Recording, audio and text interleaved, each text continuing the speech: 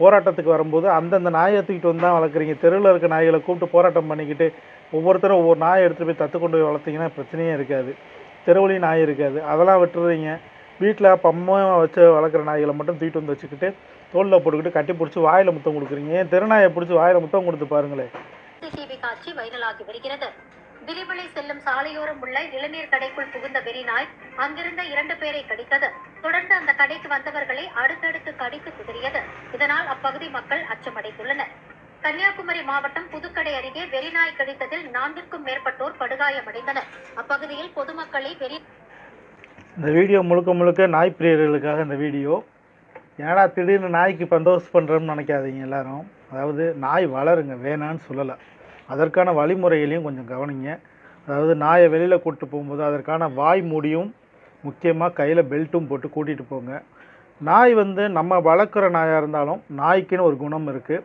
அதனுடைய குணம் என்னென்னா, மனுஷன் எப்பயுமே மனுஷனாக இருக்க மாட்டான். உங்களுக்கே தெரியும்.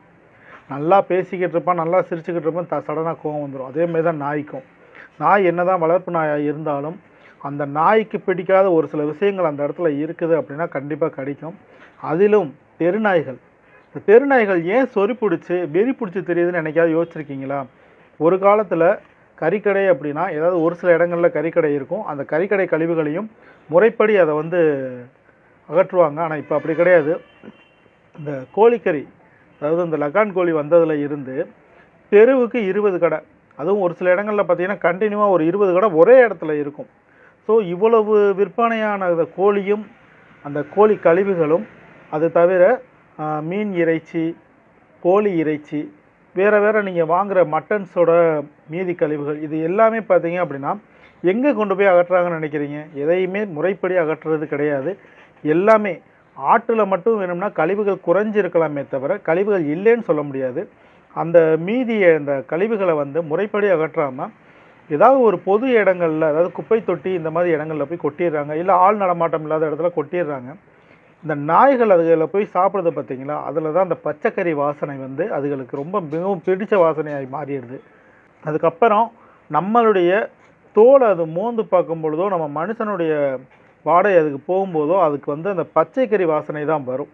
ஏன்னா நான் இப்போ இடையில ஏற்கனவே கிட்டத்தட்ட ஒரு 6 மந்த்துக்கு முன்னாடி ஒரு வீடியோ போட்டிருந்தேன்.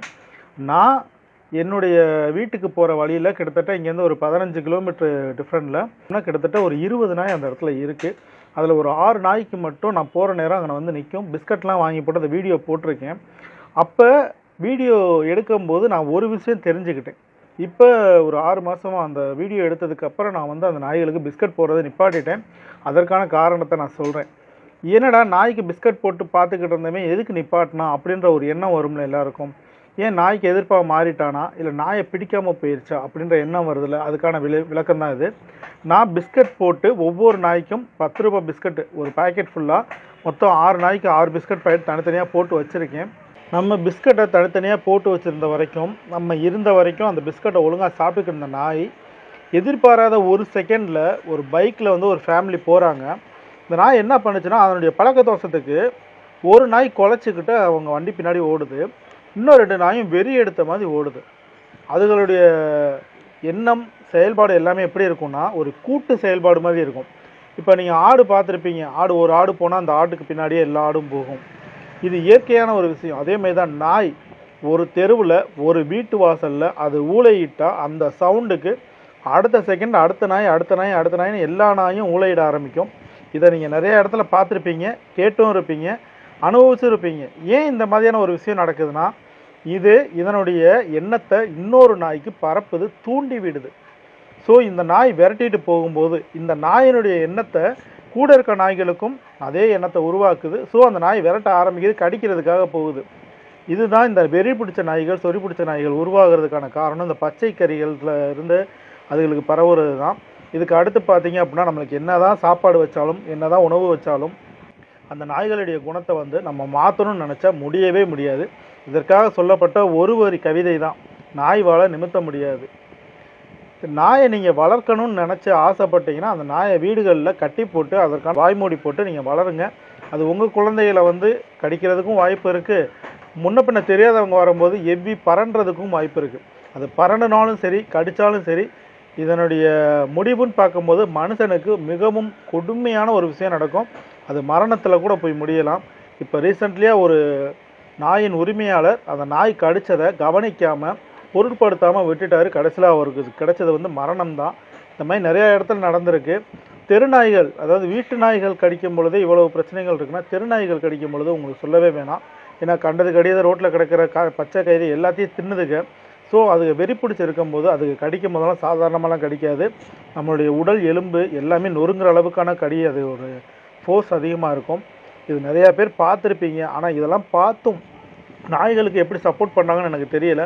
நாய்களை முழுமையாக கொல்லணும்னு நாங்கள் சொல்லலை. நாய்களுடைய எண்ணிக்கையை குறைக்கணும். நாய்களுடைய எண்ணிக்கை எந்த அளவுக்கு இருக்கோ அதில் நோய்வாய்ப்பட்ட நாய்களையும் வெறி பிடித்த சொறி பிடித்த நாய்களையும் கொஞ்சம் அப்புறப்படுத்தணும்னா அதுக்கான ஒன்று மருத்துவ உதவி செஞ்சு அந்த நாய்களை காப்பாற்றி நாய் பிரியர்கள் வளர்க்குறாங்கன்னா அவங்கக்கிட்ட கொடுத்துடணும். நாய்கள் தெருக்குள்ளேயும் இந்த ஊருக்குள்ளேயும் அதிகமாக சுற்றுறதுனால இந்த மாதிரியான பிரச்சனைகள் வருது அப்படின்றது தான் பொதுமக்களுடைய ஒரு பிரச்சனையாக இருக்குது. ஏன்னா கடிப்படுறது ஆணோ பெண்ணோ குழந்தையோ யாராக இருந்தாலும் அது வந்து ரொம்ப கவனிக்க வேண்டிய ஒரு விஷயம். நாய்களுக்கு சப்போர்ட் பண்ணுற நாய்களுக்காக தான் இந்த வீடியோவை நான் பதிவு செய்கிறேன். எனக்கும் நாய்னா ரொம்ப பிடிக்கும். நாட்டு நாய், வீட்டு நாய், எல்லா நாயுமே சரி. இப்போ நேற்று ஒரு இடத்துல மீன் வாங்க போயிருக்கோம். அந்த வளர்ப்பு நாய் நிற்கிது, நல்லா உயரமாக கண்ணுக்குட்டி மாதிரி நிற்கிது. இங்கிட்டு ஒரு ஆண் நாய், அங்கிட்டு ஒரு பெண் நாய் கட்டி போட்டிருக்காங்க. நாயை கூப்பிட்டு வரவங்க அப்போ அந்த நாயை கண்ட்ரோல் பண்ணவே முடியாது, அந்த அளவுக்கு ஃபோர்ஸான நாய். நல்ல ஹைட்டு, ராஜபாளையத்து நாயின்னு நினைக்கிறேன். பக்கத்தில் இருந்த நபர் அது கிட்டக்க போகிறாரு, விளாடுது. அவருக்கு தெரிஞ்ச நாய் தான் போலது. எல்லாம் பண்ணுறாரு, தடவி கொடுக்குறாரு, எல்லாம் பண்ணுறாரு. கடைசியில் நான் இப்படின்னு திரும்பி பார்க்கும்போது தெரிஞ்ச நாயாங்கன்னு கேட்குறேன். ஆமாங்கன்னு சொல்லிக்கிட்டு இருக்காரு. ஒரு செகண்டில் கையை இப்படின்னாரு, கையை கடிக்க வந்துருச்சு, ஒவ்வொன்றுச்சு. அவர் டக்குன்னு கையை பின்னாடி எடுக்கிறாரு. அவருக்கே அந்த பயம் வந்துருச்சு. என்ன தான் பழகினதாக இருந்தாலும் நாய் தான், யானை தான், மிருகம்தான். நம்ம மனுஷன்தான். மனுஷனையே நம்ம கண்ட்ரோல் பண்ண முடியாது ஒரு சில நேரங்களில். நாய்களை கண்ட்ரோல் பண்ண முடியும்னு நினைக்கிறீங்கன்னா ரொம்ப அதிசயம்தான். வளர்க்குறவங்க எல்லாருமே போராட்டத்துக்கு வரும்போது அந்தந்த நாயை தூக்கிட்டு வந்து தான் வளர்க்குறீங்க. தெருவில் இருக்க நாய்களை கூப்பிட்டு போராட்டம் பண்ணிக்கிட்டு ஒவ்வொருத்தரும் ஒவ்வொரு நாயை எடுத்துகிட்டு போய் தத்து கொண்டு போய் வளர்த்திங்கன்னா பிரச்சனையே இருக்காது. தெருவுலையும் நாய் இருக்காது. அதெல்லாம் விட்டுறீங்க. வீட்டில் பம்மையாக வச்சு வளர்க்குற நாய்களை மட்டும் தூக்கிட்டு வந்து வச்சுக்கிட்டு தோளில் போட்டுக்கிட்டு கட்டி பிடிச்சி வாயில் முத்தம் கொடுக்குறீங்க. ஏன் தெருநாயை பிடிச்சி வாயில் முத்தம் கொடுத்து பாருங்களேன். இதில் எத்தனை சினி ஃபீல்டில் இருக்கவங்கலாம் வந்துக்கிட்டு, ஏன்னா கடைசியில் என்ன சொல்கிறாங்கன்னா, நாங்களாம் கீழே நடந்தே போக மாட்டோம் சார். அதான பிரச்சனை. இறங்கி ஒரு மாதம் நடந்து பாருங்கள் தெருவில், எத்தனை நாய் உங்களை கடிக்குதுன்னு பார்ப்போம். தயவுசெய்து சொல்கிறேன், நாய் பிரியர்கள், நான் வந்து நாய் பிரியர்களுக்கு நாய்களுக்கு எதிராகவோ நான் பதிவு செய்யலை. நாய்களாக மட்டும் பாருங்கள். அதுக்கும் ஒரு உயிர் இருக்குது, ஜீவன் இருக்குது.